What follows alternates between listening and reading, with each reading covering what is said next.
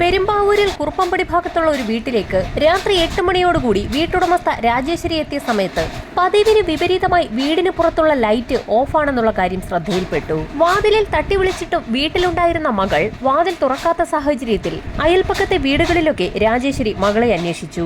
അയൽപ്പക്കത്തൊന്നും മകൾ എത്തിയിട്ടില്ല എന്നറിഞ്ഞതോടുകൂടി രാജേശ്വരിക്ക് ആകെ ഭയമായി. വിവരമറിഞ്ഞ് അപ്പോഴേക്കും ആ പ്രദേശത്തൊക്കെ ആളുകൾ കൂടിയിരുന്നു. വിവരമറിഞ്ഞ് അങ്ങോട്ടേക്കെത്തിയ പഞ്ചായത്ത് പ്രസിഡന്റ് ഉടൻ തന്നെ വിവരം കുറുപ്പമ്പടി പോലീസ് സ്റ്റേഷനിൽ വിളിച്ചു പറഞ്ഞു. സ്റ്റേഷനിൽ നിന്ന് വിവരം വിളിച്ചു പറഞ്ഞതിനെ തുടർന്ന് കുറുപ്പമ്പടി ഭാഗത്ത് നൈറ്റ് പെട്രോളിങ്ങിനുണ്ടായിരുന്ന SI സംഘവും ആ വീടിന് സമീപത്തേക്ക് എത്തി. പ്രധാന വാതിലിൽ തട്ടി വിളിച്ചു നോക്കിയിട്ടും അകത്തുനിന്ന് യാതൊരു പ്രതികരണവും ലഭിക്കാത്ത സാഹചര്യത്തിൽ SI ആ വീടിന് പിൻവശത്തേക്ക് പോയി. പിന്നിലെ വാതിലിൽ ആഞ്ഞൊന്ന് തള്ളിയ സമയത്ത് വാതിൽ അകത്തേക്ക് തുറക്കപ്പെട്ടു. അതുവഴി അകത്തേക്ക് കയറിയ SI സോണി മത്തായി തന്റെ കൈവശമുണ്ടായിരുന്ന ടോർച്ചിന്റെ വെളിച്ചത്തിൽ ആ മുറിയൊക്കെ പരിശോധിച്ചു. ഹാളിനുള്ളിൽ നിന്നും അവിടെയുണ്ടായിരുന്ന ഒരു മുറിയിലേക്ക് കയറിയ SI തീർത്തും അമ്പരപ്പിക്കുന്ന ഒരു കാഴ്ചയാണ് അവിടെ കണ്ടത്. നടുങ്ങിപ്പോയ അദ്ദേഹം വേഗം ആ വീടിന് പുറത്തേക്കിറങ്ങി. താൻ കണ്ട നടുക്കുന്ന കാഴ്ചയെപ്പറ്റി പുറത്തു കൂടി നിന്ന ആളുകളോടൊക്കെ പറഞ്ഞു. അപ്പോഴേക്കും വീട്ടുടമസ്ഥ രാജേശ്വരി അങ്ങോട്ടേക്ക് ഓടിയെത്തി. തന്റെ മകൾക്ക് എന്തോ സംഭവിച്ചുവെന്ന് മനസ്സിലാക്കിയ രാജേശ്വരി അതിവേഗം വീടിനുള്ളിലേക്ക് കയറി. അവർക്കൊപ്പം അയൽപ്പക്കത്തെ ചില ആളുകളും പഞ്ചായത്ത് പ്രസിഡന്റും ഉണ്ടായിരുന്നു. മകളുടെ മുറിക്കുള്ളിലേക്ക് കയറിയ രാജേശ്വരി അക്ഷരാർത്ഥത്തിൽ നടുങ്ങിപ്പോയി. തല മുതൽ കാൽ വരെ രക്തത്തിൽ കുളിച്ച് അർദ്ധനഗ്നയായി കിടക്കുന്ന ജിഷയെ കണ്ടതും രാജേശ്വരി അലറി വിളിച്ചുകൊണ്ട് ബോധം കെട്ട് വീണുപോയി. വീടിനുള്ളിലേക്ക് കയറിപ്പോയ ആളുകളെയെല്ലാം പുറത്തേക്കിറക്കി വാതിലടച്ച ശേഷം 2 പോലീസുകാർ ആ വീടിന് കാവൽ നിന്നു. ഇതേസമയം SI സോണി മത്തായി രാജേശ്വരിയെ പെരുമ്പാവൂർ ഹോസ്പിറ്റലിലേക്ക് ഷിഫ്റ്റ് ചെയ്തു. അതിരാവിലെ തന്നെ ഉന്നത ഉദ്യോഗസ്ഥരുടെ നേതൃത്വത്തിൽ ഫോറൻസിക് സംഘവും ഡോഗ് സ്ക്വാഡും സംഭവം നടന്ന വീട്ടിലേക്ക് എത്തി. വീടിനുള്ളിൽ നിന്ന് ലഭിക്കാവുന്ന എല്ലാ ഫിംഗർ പ്രിന്റുകളും വിരലടയാള വിദഗ്ധർ ശേഖരിച്ചു. ഫോറൻസിക് സംഘത്തിന്റെ പരിശോധനയിൽ ജിഷയുടെ ശരീരമാകെ വെട്ടിനുറുക്കിയ നിലയിലാണെന്നും അതിക്രൂര പീഡനത്തിനിരയായിട്ടുണ്ടെന്നും വ്യക്തമായി. ശക്തമായ വെട്ടേറ്റ് ആന്തരിക അവയവങ്ങൾ പോലും പുറത്തു വന്ന നിലയിലായിരുന്നു. ഒന്നിലധികം ആളുകൾ ചേർന്ന് നടത്തിയിട്ടുള്ള ഒരു കൊലപാതകമെന്ന് തോന്നിക്കുന്ന തരത്തിലായിരുന്നു ജിഷയുടെ ശരീരത്തിലുണ്ടായിരുന്ന മുറിവുകൾ. ഡോഗ് സ്ക്വാഡിനെ ഉപയോഗിച്ചുള്ള പരിശോധന ഉടൻ തന്നെ ആരംഭിച്ചു. മൃതദേഹം മണത്തു നോക്കിയ പോലീസ് നായ അടുക്കളവാതിൽ വഴി പുറത്തേക്കിറങ്ങി ഓടി ഒരു തോടിന് സമീപത്തെത്തി. തോട് മുറിച്ചു കടന്ന പോലീസ് നായയ്ക്ക് അധിക ദൂരം മുൻപോട്ട് പോകാൻ കഴിഞ്ഞില്ല. പോലീസ് പരിശോധനയിൽ തോട്ടിനുള്ളിൽ നിന്നും ചെളിയിൽ പുതഞ്ഞ രീതിയിലുള്ള 2 ചെരുപ്പുകൾ കിട്ടി. പ്രതികൾ തോട് ചാടി കടന്ന സമയത്ത് ആരുടെയോ ചെരുപ്പ് ആ ചെളിക്കുള്ളിൽ താഴ്ന്നു പോയതാകാമെന്ന് പോലീസ് വിലയിരുത്തി. DYSPയുടെ നേതൃത്വത്തിലുള്ള പോലീസ് സംഘം അയൽവാസികളെയൊക്കെ ചോദ്യം ചെയ്തു തുടങ്ങി. അവരിൽ പലരും രാവിലെ 8:30 മണിക്കും 10:30ക്കും വൈകുന്നേരം 5:30 മണിക്കുമൊക്കെ ജിഷയെ കണ്ടവരാണ്. എന്നാൽ അതിനുശേഷം ആരും ജിഷയെ കണ്ടിട്ടില്ല. വൈകുന്നേരം 5:30ക്ക് ശേഷം അയൽവാസിയായ ഒരു സ്ത്രീ ഫോണിൽ സംസാരിക്കുന്ന സമയത്ത് ജിഷയുടെ വീടിരിക്കുന്ന ഭാഗത്തു നിന്നും ഉച്ചത്തിലുള്ള ഒരു ശബ്ദം കേട്ടിരുന്നു. ജിഷയും അമ്മയും തമ്മിൽ എന്തെങ്കിലും വഴക്കുണ്ടായതാകാമെന്നാണ് ആ സമയത്ത് അവർ കരുതിയത്. ഈ സമയത്തായിരുന്നു അയൽവാസിയായ ഒരു സ്ത്രീ വളരെ നിർണായകമായ ഒരു കാര്യം പോലീസിനോട് പറയുന്നത്. ആ ശബ്ദം കേട്ട് ഏതാനും മണിക്കൂറുകൾക്കകം ജിഷയുടെ വീടിന്റെ പിൻവശത്തുകൂടി മഞ്ഞ ഷർട്ട് ധരിച്ച ഒരു വ്യക്തി പുറകിലെ വഴിയിലൂടെ തോടിന്റെ ഭാഗം മറികടന്ന് നടന്നു പോകുന്നത് കണ്ടു എന്നുള്ള വിവരം. ആ ശബ്ദം കേട്ട് ഏകദേശം 2.5 മണിക്കൂർ പിന്നിട്ട സമയത്തായിരുന്നു ജിഷയുടെ അമ്മ രാജേശ്വരി ആ വീട്ടിലേക്ക് എത്തിയതും മകളെ എവിടെയെങ്ങും കാണാനില്ല എന്നുള്ള വിവരം നാട്ടുകാരെ അറിയിച്ചതും. ഫോറൻസിക് വിഭാഗം പരിശോധനകൾ പൂർത്തിയാക്കി ഇൻക്വസ്റ്റ് നടപടികൾക്ക് ശേഷം മൃതദേഹം ആലപ്പുഴ മെഡിക്കൽ കോളേജിലേക്ക് ഷിഫ്റ്റ് ചെയ്തു. പോസ്റ്റ്മോർട്ടം നടത്തിയ ഡോക്ടർമാർ പോലും ആ മൃതദേഹം കണ്ട് അക്ഷരാർത്ഥത്തിൽ നടുങ്ങിപ്പോയെന്ന് പറയാം. ജിഷയുടെ നെറ്റിയും മൂക്കും കവിളുകളും ചുണ്ടുമെല്ലാം വെട്ടിമുറിച്ച നിലയിലായിരുന്നു. അതുമാത്രവുമല്ല, ഇടതുഭാഗത്തെ തോളിന്റെ ഒരു വശത്ത് ശക്തമായ കടിയേറ്റ പാടുണ്ടായിരുന്നു. പല്ലുകളുടെ അടയാളം വിശദമായ പരിശോധനയ്ക്ക് വിധേയമാക്കിയ ഡോക്ടർമാർക്ക് ഒരു കാര്യം മനസ്സിലായി. മുൻവശത്തെ 2 പല്ലുകൾക്കിടയിൽ വിടവുള്ള ഏതോ ഒരു വ്യക്തിയാണ് കൊലപാതകത്തിന് പിന്നിൽ. കൊലപാതകം നടന്നിരിക്കുന്നത് വൈകുന്നേരം 5:30ക്കും 6:00നും ഇടയിലാണ്. പോസ്റ്റ്മോർട്ടം നടപടികൾ പൂർത്തിയാക്കിയ മൃതദേഹം ഒരു ടേബിളിലേക്ക് മാറ്റി. ഈ സമയത്തായിരുന്നു പെരുമ്പാവൂർ ഹോസ്പിറ്റലിൽ നിന്നും ജിഷയുടെ അമ്മയെ ആലപ്പുഴ മെഡിക്കൽ കോളേജിലേക്ക് എത്തിച്ചത്. ജീവനെത്തി കിടക്കുന്ന മകളുടെ ശരീരം കണ്ട് ആ അമ്മ വീണ്ടും നിലവിളിച്ച് കരഞ്ഞു തുടങ്ങി. രാജേശ്വരിയുടെ വീടിരിക്കുന്ന സ്ഥലത്തു നിന്നും സമീപത്ത് തന്നെ നിരവധി വീടുകളുണ്ട്. എന്നിട്ട് പോലും പട്ടാപ്പകൽ ഇങ്ങനെ ഒരു കൊലപാതകം നടന്നിട്ട് പ്രദേശവാസികൾ ആരും അറിഞ്ഞില്ല എന്നുള്ള കാര്യം പോലീസിനെ ശരിക്കും അമ്പരപ്പിച്ചു. ചോദ്യം ചെയ്യേണ്ട ആളുകളുടെ വിശദമായ ഒരു ലിസ്റ്റ് തന്നെ പോലീസ് സംഘം തയ്യാറാക്കി. കാടടച്ചുള്ള അന്വേഷണമാണ് നടത്തിയത്.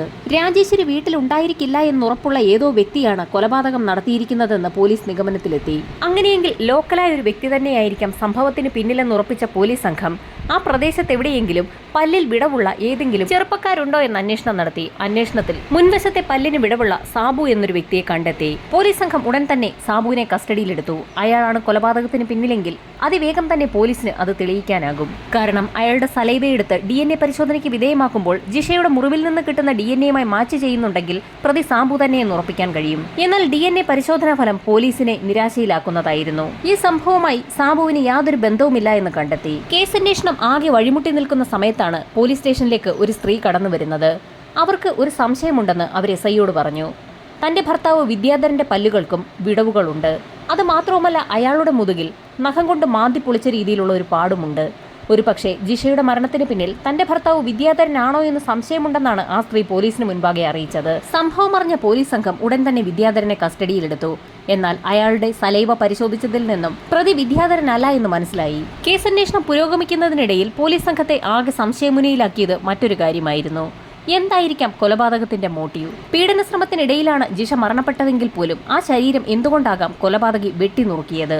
ആ സംശയവുമായി പോലീസ് സംഘം മുൻപോട്ട് പോകുന്ന സമയത്താണ് ജിഷയുടെ അയൽവാസിയായ ശ്രീജ എന്ന സ്ത്രീയുടെ മൊഴി പോലീസ് വിശദമായി തന്നെ ഒന്ന് പരിശോധിച്ചത്. ആ സ്ത്രീയുടെ മൊഴി അനുസരിച്ച് വൈകുന്നേരം 5:30 മണിക്ക് അവർ അവരുടെ സഹോദരിയുമായി ഫോണിൽ സംസാരിക്കുന്ന സമയത്തായിരുന്നു ജിഷയുടെ വീടിന്റെ ഭാഗത്തു നിന്നും നിലവിളി ശബ്ദം കേട്ടത്. ശബ്ദം കേട്ടതിന് പിന്നാലെ ആ സ്ത്രീ ജിഷയുടെ വീടിന് ഭാഗത്തേക്ക് നടന്നപ്പോഴായിരുന്നു വീടിന്റെ പിൻവശത്തു കൂടി മഞ്ഞ ഷർട്ട് ധരിച്ച ഒരു വ്യക്തി തോടിന്റെ ഭാഗത്തേക്ക് പോകുന്നത് കണ്ടത്. അയാൾക്ക് ചുരുണ്ട മുടിയായിരുന്നു.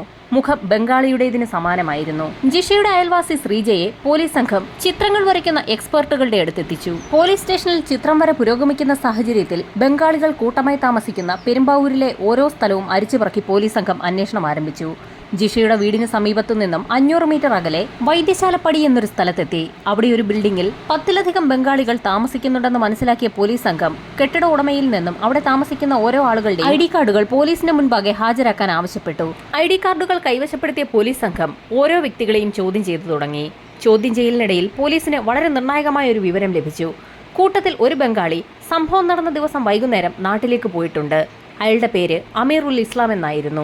പോലീസിന്റെ സംശയം അമീറിൽ തന്നെ കേന്ദ്രീകരിച്ചു. ഇതേ സമയം തന്നെ ജിഷയുടെ വീടിന് സമീപത്തുള്ള തോട്ടിൽ നിന്ന് ലഭിച്ച 2 ചെരുപ്പുകളും പോലീസ് പല ആളുകളെയും കാണിക്കുന്നുണ്ടായിരുന്നു. കൂട്ടത്തിൽ ചെരുപ്പുകൾ തിരിച്ചറിഞ്ഞ ഒരു പയ്യൻ അത് തന്റെ രണ്ടാനച്ഛന്റേതാണെന്ന് പോലീസിന് മൊഴി നൽകി. ആ പയ്യന്റെ അമ്മ 2ാമത് വിവാഹം കഴിച്ച വ്യക്തിയായിരുന്നു അമീർ. സംഭവം നടന്ന ദിവസം അമീർ പണിക്കൊന്നും പോയിരുന്നില്ല. വൈകുന്നേരം വീട്ടിലേക്കെത്തിയ അമീറിന്റെ തോളിൽ ഒരു ബാഗ് ഉണ്ടായിരുന്നു. അയാളുടെ കൈ മുറിഞ്ഞിരിക്കുന്നത് ശ്രദ്ധയിൽപ്പെട്ട ഭാര്യ അതെന്താണെന്ന് ചോദിച്ചപ്പോൾ പണിക്ക് പോയ വീട്ടിൽ ഒരാളുമായി വാക്കുതർക്കമുണ്ടായ സമയത്ത് മുറിവ് സംഭവിച്ചതാണെന്നായിരുന്നു അയാൾ ഭാര്യയോട് പറഞ്ഞത്. അമീറിനെ കുറിച്ച് വിശദമായ ഒരു അന്വേഷണം തന്നെ നടത്താൻ പോലീസ് സംഘം തീരുമാനിച്ചു. കെട്ടിട ഉടമയിൽ നിന്നും അമീറിന്റെ അഡ്രസ് കൈവശപ്പെടുത്തിയ പോലീസ് സംഘം നേരെ ബംഗാളിലേക്ക് തിരിച്ചു. ബംഗാളിലെത്തി അന്വേഷണം നടത്തിയപ്പോഴാണ് അയാൾ ബംഗാൾ സ്വദേശിയല്ല, ആസാം സ്വദേശിയാണെന്നുള്ള കാര്യം പോലീസിന് വ്യക്തമാകുന്നത്.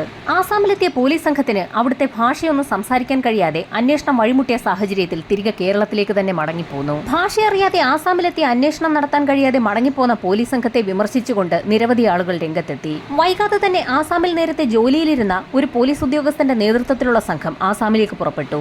DYSP സുനിലിന്റെ നേതൃത്വത്തിലുള്ള പോലീസ് സംഘം അമീറുൽ ഇസ്ലാമിന്റെ ആസാമിലുള്ള വീട്ടിലെത്തി. വീട്ടിൽ അമീറിന്റെ ഉമ്മ മാത്രമേ ഉണ്ടായിരുന്നുള്ളൂ.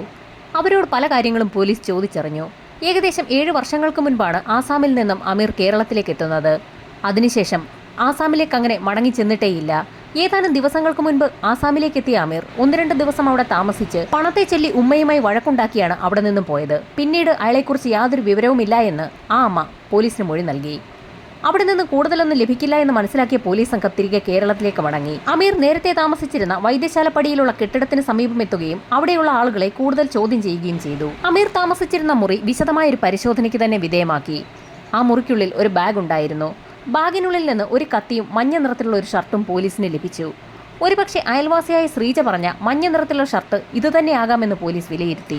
എന്നാൽ ആ ഷർട്ട് പരിശോധിച്ച പോലീസ് സംഘത്തിന് നിരാശയായിരുന്നു ഫലം. കൃത്യം നടത്തിയ സമയത്ത് ആ ഷർട്ടായിരുന്നു അമീർ ധരിച്ചിരുന്നതെങ്കിൽ അതിൽ ഉറപ്പായും രക്തക്കറ കാണേണ്ടതാണ്. അങ്ങനെയുള്ള യാതൊരു അടയാളങ്ങളും ആ മഞ്ഞ ഷർട്ടിൽ ഉണ്ടായിരുന്നില്ല. എങ്കിലും അത് ഫോറൻസിക് പരിശോധനയ്ക്കായി പോലീസ് സംഘം അയച്ചു. ഫോറൻസിക് പരിശോധനയിൽ ആ ഷർട്ടിൽ രക്തത്തിന്റേതായ യാതൊരു അടയാളങ്ങളോ അംശമോ ഇല്ല എന്ന് കണ്ടെത്തി. ഈ സമയത്തായിരുന്നു മറ്റൊരു നിർണായക വിവരം വൈദ്യശാലപ്പടിയിലെ ബംഗാളികൾ താമസിക്കുന്ന സ്ഥലത്തു നിന്നും പോലീസിന് കിട്ടിയത്. അവിടെ നിന്നും അധിക ദൂരെയല്ലാത്ത ഒരു സ്ഥലത്ത് കോൺട്രാക്ടർ ഭായി എന്നറിയപ്പെടുന്ന അമീറുൽ ഇസ്ലാമിന്റെ മറ്റൊരു സഹോദരൻ താമസിക്കുന്നുണ്ട് എന്നുള്ള വിവരമായിരുന്നു പോലീസിന് ലഭിച്ചത്. അമറിന്റെ സഹോദരൻ ബഹ്റിന്റെ വീട്ടിലെത്തി പോലീസ് സംഘം വിശദമായ അന്വേഷണം നടത്തി. സംഭവം നടന്ന രാത്രി ഏകദേശം 8:30 മണിയോടുകൂടി അമീർ തന്നെ കാണാൻ വന്നിരുന്നു എന്നും അവൻ ആവശ്യപ്പെട്ടതനുസരിച്ച് 2000 രൂപ നൽകിയിരുന്നു എന്നും സഹോദരൻ പോലീസിന് മൊഴി നൽകി. ഷംസുദ്ദീൻ എന്നൊരു വ്യക്തിയുടെ ഓട്ടോയിലാണ് അമീർ എത്തിയതെന്നും അവിടെ നിന്നും നാട്ടിൽ പോകുവാണെന്ന് പറഞ്ഞുകൊണ്ടാണ് അയാൾ മടങ്ങിയതെന്നും സഹോദരൻ പോലീസിനോട് പറഞ്ഞു. പോലീസ് സ്റ്റേഷൻ കേന്ദ്രീകരിച്ച് നടത്തിയ അന്വേഷണത്തിൽ അന്ന് രാത്രി ആസാമിലേക്കുള്ള ട്രെയിനിന് അമീർ ടിക്കറ്റ് എടുത്തു എന്ന് പോലീസിന് വ്യക്തമായി. ഇതേസമയം തന്നെ മരണപ്പെട്ട ജിഷയുടെ മൊബൈൽ ഫോൺ കേന്ദ്രീകരിച്ച് നടത്തിയ അന്വേഷണത്തിൽ ജിഷയ്ക്ക് പരിചയമുള്ള 2 ചെറുപ്പക്കാരുടെ നമ്പറുകളും പോലീസിന് ലഭിച്ചിരുന്നു. അവരെ 2 പേരെയും പോലീസ് വിശദമായ ചോദ്യം ചെയ്യലിന് ശേഷം വിട്ടയക്കുകയും ചെയ്തു. അമീറിന്റെ മൊബൈൽ ഫോൺ കേന്ദ്രീകരിച്ച് സൈബർ സെൽ വിശദമായ അന്വേഷണം തന്നെ നടത്തി വരികയായിരുന്നു. അന്വേഷണത്തിനിടയിൽ അമീർ തന്റെ മൊബൈലിൽ പുതിയൊരു സിം കാർഡ് ഉപയോഗിച്ചതായുള്ള വിവരം സൈബർ സെല്ലിന് ലഭിച്ചു. ഏതാനും ദിവസങ്ങൾക്കകം തന്നെ ആ മൊബൈൽ ഫോൺ ആക്റ്റീവ് ആവുകയും ചെയ്തു.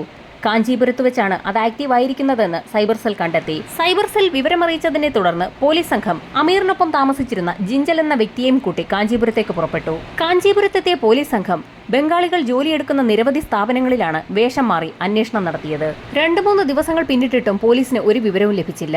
അങ്ങനെ ഒരു ദിവസം ഡോബ്സൺ എന്ന കമ്പനിയുടെ അന്നത്തെ ജോലി സമയം കഴിഞ്ഞ് ആളുകൾ പുറത്തേക്ക് വരികയായിരുന്നു.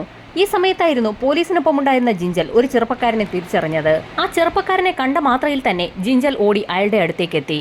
എന്നാൽ പോലീസ് സംഘത്തിന്റെ കൈവശം നേരത്തെ ശ്രീജ എന്ന അയൽവാസി പറഞ്ഞതനുസരിച്ചുള്ള ചിത്രത്തിലുള്ള വ്യക്തിയുടേതുപോലെയുള്ള ചുരുണ്ട തലമുടിയൊന്നുമല്ലായിരുന്നു ആ ചെറുപ്പക്കാരന്. ജിഞ്ചലിനെ കണ്ടപ്പോൾ തന്നെ അമീർ ഒന്ന് പതറി. താൻ എന്താണ് ഇവിടെയെന്ന് ചോദിക്കുന്നതിന് മുൻപ് തന്നെ പോലീസ് സംഘം അമീറിനെ വളഞ്ഞിരുന്നു. പോലീസ് സംഘം അമീറുമായി കാഞ്ചീപുരത്തു നിന്നും ആലുവയിലെ പോലീസ് ക്ലബിലേക്ക് എത്തി. ഒരു പകൽ മുഴുവൻ ചോദ്യം ചെയ്തിട്ടും അമീർ പോലീസിനോടൊന്നും തന്നെ തുറന്നു പറഞ്ഞില്ല. വൈകുന്നേരമായതോടുകൂടി അമീറിനെ പോലീസ് സംഘം മജിസ്ട്രേറ്റിന് മുൻപിൽ ഹാജരാക്കുകയും കസ്റ്റഡിയിൽ വാങ്ങുകയും ചെയ്തു. വൈദ്യപരിശോധനയ്ക്ക് ആശുപത്രിയിലേക്ക് അമീറിനെ കൊണ്ടുപോയാൽ അത് വലിയ വാർത്തകൾ സൃഷ്ടിക്കുമെന്ന് മനസ്സിലാക്കിയ പോലീസ് സംഘം വിദഗ്ധരടങ്ങുന്ന ഡോക്ടർമാരെ ആലുവ പോലീസ് ക്ലബിലേക്ക് വിളിച്ചു വരുത്തി അമീറിനെ വൈദ്യപരിശോധന നടത്തി. അയാളുടെ ചൂണ്ടുവിരലിലുണ്ടായ മുറിവ് കേന്ദ്രീകരിച്ചായിരുന്നു പ്രധാന അന്വേഷണം. ഡോക്ടർമാർ നടത്തിയ പരിശോധനയിൽ അയാളുടെ ചൂണ്ടുവിരലിലെ മുറിവ് ആരോ കടിച്ചപ്പോഴുണ്ടായതാണെന്ന് മനസ്സിലായി. അമീറിന്റെ സലൈവ DNA പരിശോധനയ്ക്ക് വിധേയമാക്കിയപ്പോൾ തീർത്തും ആശ്വാസകരമായ ഒരു റിപ്പോർട്ടായിരുന്നു പോലീസിന് ലഭിച്ചത്. ജിഷയുടെ വസ്ത്രത്തിലുണ്ടായിരുന്ന സലൈവയുടെ DNAയുമായി അമീറിന്റെ DNA മാച്ച് ചെയ്യുന്നുണ്ട്. ജിഷയുടെ വീട്ടിൽ നടത്തിയ പരിശോധനയിൽ അടുക്കളവാതിലിന്റെ കുറ്റിയിൽ നിന്നും രക്തം കണ്ടെത്തിയിരുന്നു. ആ രക്തം അമീറിന്റേത് തന്നെയെന്ന് പ്രൂവ് ചെയ്യാൻ കഴിഞ്ഞു.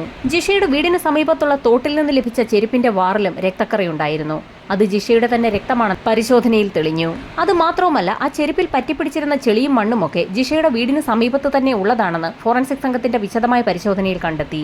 അന്വേഷണം പൂർത്തിയാക്കിയ പോലീസ് സംഘം കുറ്റപത്രം കോടതിയിൽ സമർപ്പിച്ചു. നിരവധി സാക്ഷികളെ പ്രോസിക്യൂഷൻ ഹാജരാക്കി. അതിൽ പ്രധാന സാക്ഷി ജിഷയുടെ അമ്മ രാജേശ്വരിയായിരുന്നു. കുറെ നാളുകൾക്ക് മുൻപ് വീടിന് സമീപത്തുള്ള ഒരു തോട്ടിൽ രാജേശ്വരി മകൾ ജിഷയ്ക്കൊപ്പം കുളിക്കാൻ പോയിരുന്നു. ഈ സമയത്ത് അതുവഴി വന്ന അമീർ ജിഷയെ ഉപദ്രവിക്കാൻ ശ്രമിച്ചു എന്നൊരു കാര്യം ജിഷയുടെ അമ്മ രാജേശ്വരി കോടതിയിൽ പറഞ്ഞു. എന്നാൽ രാജേശ്വരിയുടെ വാദത്തെ ആ പ്രദേശവാസികളൊക്കെ അന്ന് എതിർത്തിരുന്നു. അന്ന് തോട്ടുവക്കത്ത് പല സ്ത്രീകളും ആ പ്രദേശത്തുള്ളവരുണ്ടായിരുന്നു. അവരാരും അമീറിനെ നേരത്തെ കണ്ടിട്ടില്ല എന്ന് കോടതിയിൽ മൊഴി നൽകി.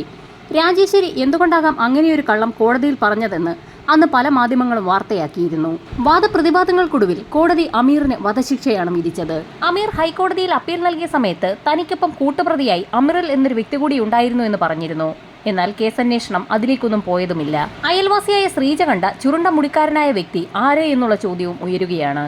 മറ്റൊരു ഞെട്ടിക്കുന്ന വസ്തുത, ജിഷയുടെ തോളിന്റെ ഭാഗത്ത് ശക്തമായി കടിയേറ്റ ഒരു പാടുണ്ടായിരുന്നു. പോസ്റ്റ്മോർട്ടം റിപ്പോർട്ടിലും അത് വ്യക്തമായിരുന്നു.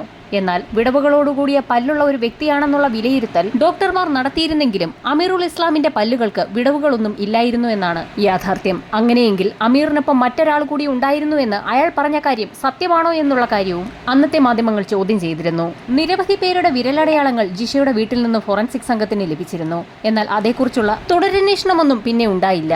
ഒരുപാട് പേർ ചേർന്ന് തലങ്ങും വിലങ്ങും വെട്ടിയതിന്റെ എല്ലാ ലക്ഷണങ്ങളും ജിഷയുടെ ശരീരത്തിൽ ഉണ്ടായിരുന്നു എന്നാണ് പോസ്റ്റ്മോർട്ടം റിപ്പോർട്ടുകൾ സൂചിപ്പിക്കുന്നത്. ഒരുപാട് പേർ അത്തരത്തിൽ ആ വീട്ടിൽ വന്നിരുന്നു എങ്കിൽ അവരെയൊക്കെ എന്തുകൊണ്ടാകാം നാട്ടുകാർ കാണാതെയിരുന്നത്? അതും ഒരു ചോദ്യമായി തന്നെ അവശേഷിക്കുകയാണ്.